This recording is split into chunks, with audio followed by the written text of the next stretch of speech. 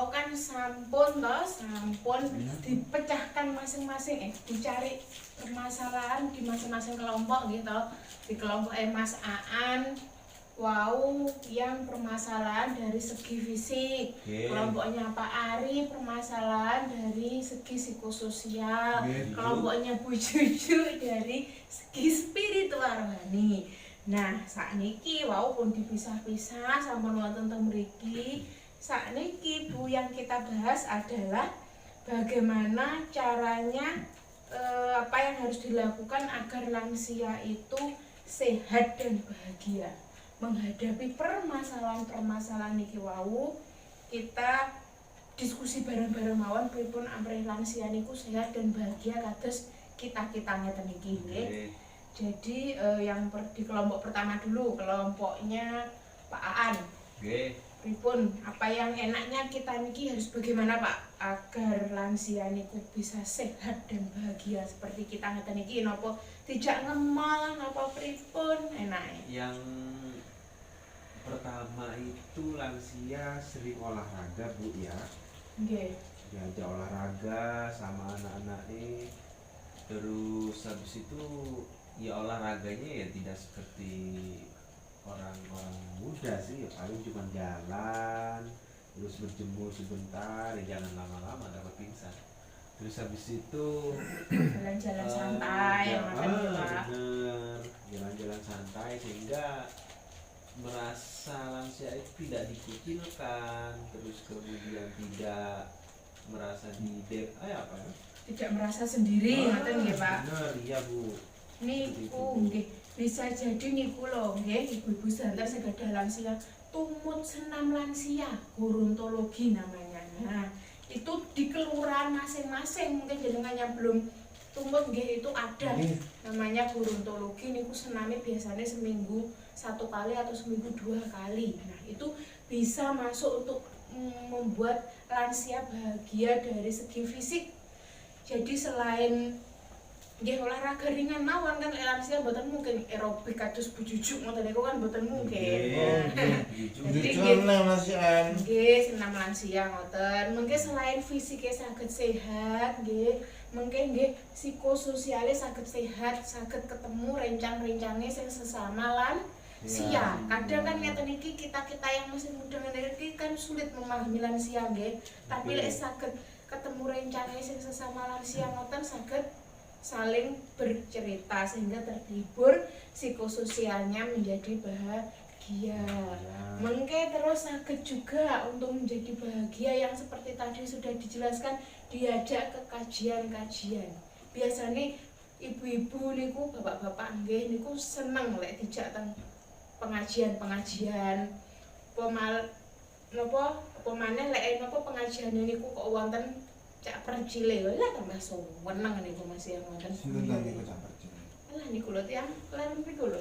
Nah, itu nggih. Itu yang harus dilakukan agar lansia bahagia. Terus sakniki kelompok 2, kelompoknya Pak Ari.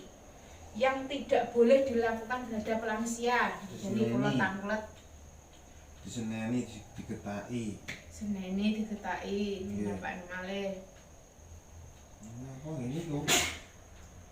Ten napa kok mboten asal, Pak? Nah, nek gampang diseneni diketaki gampang sakit hati ya tiyane. Nggih. Yang pertama nggih. Terus bae Pak Aan ngoten niku. Nggih. Nggih. Terus nggih lek mikir niku nggih mikir dosa ngoten, Pak.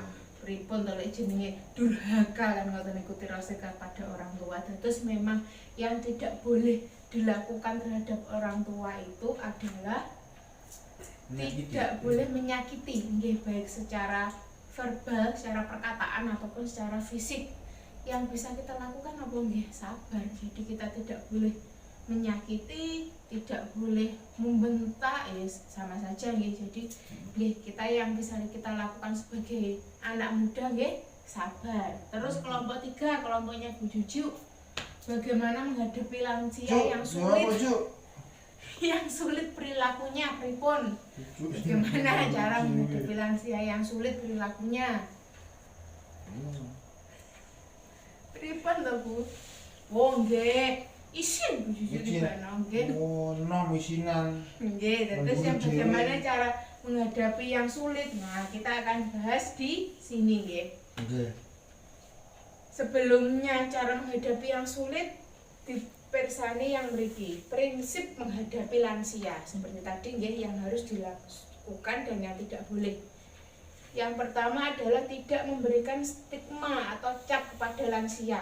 Maksudnya apa nih maksudnya? Maksudnya misal nggih, baik Pak Aan niki memang seperti yang tadi gangguan panca indera, jadi pendengarannya agak berkurang. Jenengan rasan-rasan kalau bae sing deg lagi pancene yuwang itu. Nah, itu lek emang kelek sampai mireng si lansianya nanti akan menjadikan permasalahan di psikososialnya. Jadi tidak memberikan stigma atau cap kepada lansia. Namanya sama dengan bullying juga. Yang kedua, tidak mengucilkan, menghindari sikap sensitif, misalnya mudah marah, tersinggung. Lek memang jenengan gadah lansia sing ngeten iki, nggih jenengan pilih mendel mawon. Misal diseneni nggih mendel, dinesoni nggih mendel. Mengke lek jenengan melu-melu nyeneni mboten bar. Yang ketiga, tidak membesar-besarkan masalah. Misal Mbak Pak Ari niki pengen tumbas tahunya telas, nesu-nesu. Jenengan sing dikengken kon tumbas teng Kediri nggih tambah nesu. Ada. Nggih atuh nggih wis dijane mawon kersane nesu benjing-benjing ditumbasne tahu. Selanjutnya yang keempat, menghindari sikap belas kasihan yang berlebihan. Jenengan lek mesakne terus terlalu nopo terus dilayani, nopo di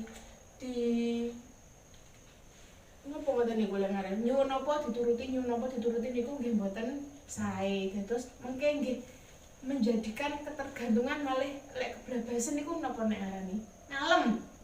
Ngalem itu juga tidak baik karena itu nanti tidak akan sehat di psikososialnya.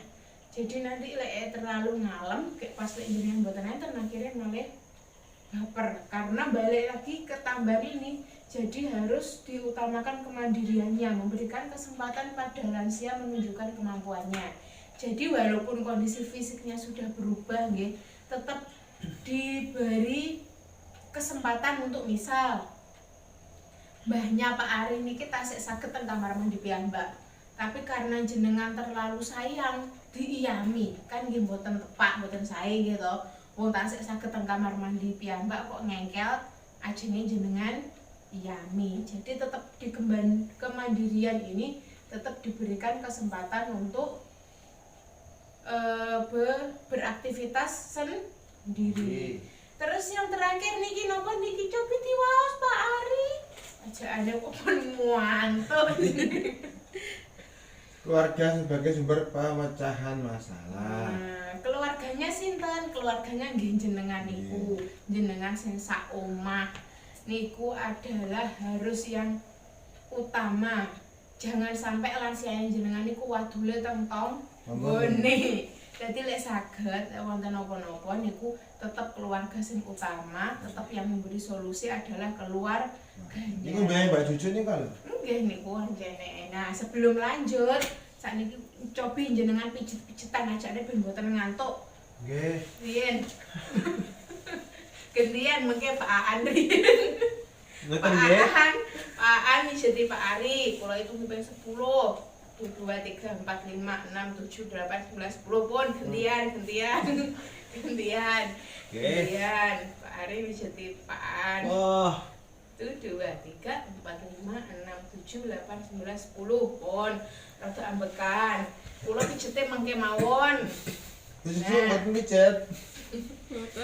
Lanjut nggih, ajane pun rada seger sedikit. Nah, saniki lanjut di cara menghadapi lansia yang sulit. Nah, teng mriki sinten sing gadah lansia yang sulit? Cucu. Sulit niki dalam artian niki mempunyai semua permasalahan.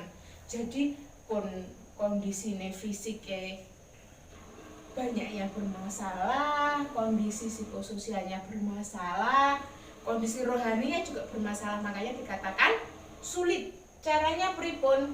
Yang pertama ini tetap menghormati dan menghargai lansia sebagai orang tua, nggih. Bagaimanapun kan lansia itu adalah keluarga kita. Nggih. Itu entah itu lansianya bapak ibu kita ataupun orang tua kita, yang namanya kita dari kecil diajarkan untuk saling menghormati, terutama orang yang lebih tua harus menghormati. Niku yang harus tertanam kuat. Yang kedua, napa niki Pak Ari Cobi? Bersikap sabar dan bijaksana terhadap perilaku orang tua dan lansia. Niki sing paling penting, sabar. Sabar. Sabar niki ilmu yang tidak ada habisnya. Jenengan yang menghadapi siapa saja perlu sabar, terutama lansia, karena lansia niku adalah makhluk yang banyak sekali permasalahannya yang lebih kompleks daripada balita. Jadi sabarnya kudu 2 kali lipat. Misal jenengan ngopeni cah cilik mawon sabare double, lek ngopeni lansia niku sabare kudu triple, ben 4, double ben pindho. Yang ketiga napa niki Pak Aan cobi diwaos? Kula boten lulus SD, Bu. Jenengan niku mbenjen tumut kula paket C.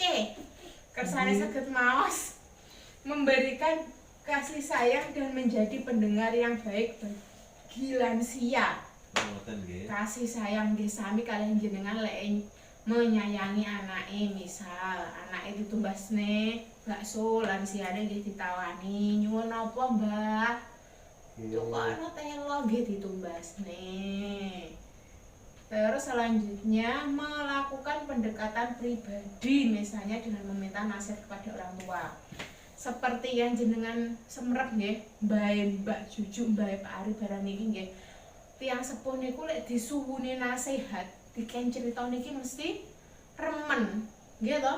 Mesti suwen lek ken crita dongeng nabi-nabi ngoten. Jadi nggih sekali waktu kita bersabar mirengne nasihatnya lansia ini, nggih bagi-bagi pengalaman hidup. Nggih. Yang terakhir nggih iki memberi kesempatan terhadap apa yang disukai lansia, termasuk kapan ia mau mandi, apa ia mau makan apa, dan dia mau kerjakan sepanjang tidak membahayakan dirinya.